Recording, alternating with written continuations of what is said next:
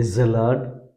అతి శ్రేష్టమైన యేసుక్రీస్తు నామములో మీ అందరికీ ఉదయకాలపు శుభాలు తెలియజేయుచున్నాను.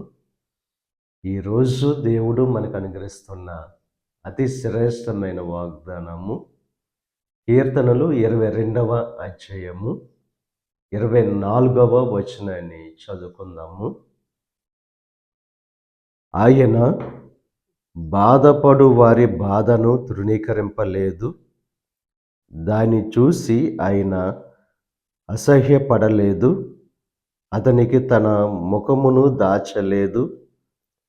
వాడాయనకు మొర్రపెట్టగా ఆయన ఆలకించెను. మన దేవుడు శ్రేష్టమైన ప్రేమ కలిగిన దేవుడు.